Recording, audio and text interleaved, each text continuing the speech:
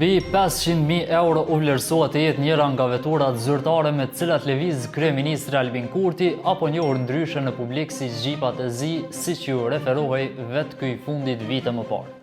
Kësaj të paktën deklaroi deputeti i PDK-s Artan Behrami. E sipas tij, Kurti lëviz me xhipa në vlerë 540.000 euro, automjet ky viti 2026, i blinduar dhe i blerë në një operator në Bullgari. Por në fakt kjo vetur nuk i përket kryeministrit Kurti. Veturat me cilat lëviz Kurti dhe shumë prej ministrave të qeverisë së Kosovës janë në kuadër të policisë të Kosovës, e të cilat dihen publikisht se kthehen në shërbim të policisë në momentin e përfundimit të mandatit apo u japen edhe në shërbim ministrave e kryeministrit të ardhshëm.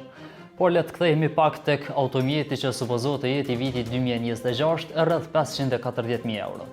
Kur blerja e këtyre automjeteve ishte bërë, shumë prej figurave politike, por edhe qytetar ishin krenuar. Bëhet fjalë për automjetet e blera nga një buxhet i ndarë në vitin 2023, por që ardhja e tyre në Kosovë u bë në tetor 2024.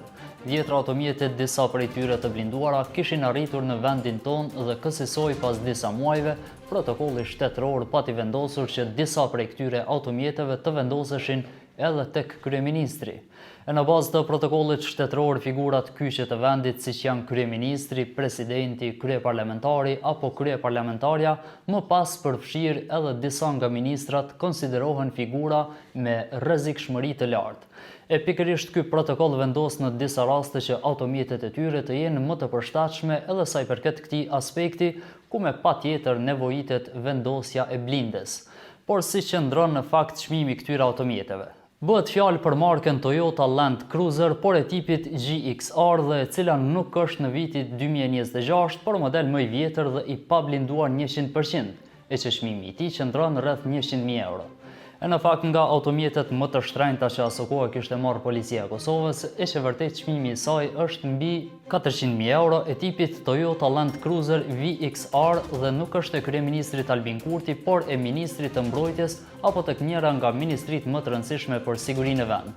Edhe pse me të ndelin e dikurshëm të këtyre automjeteve nuk janë dhënë detaje shtesë sa i përket çmimeve e as sa i përket blindimit, por lajmi net mëson se në fakt këto vetura ishin kontrolluar paraprakisht nga drejtuesit e policisë dhe përfaqësues të cilën merren me pjesën tenderuese të policisë.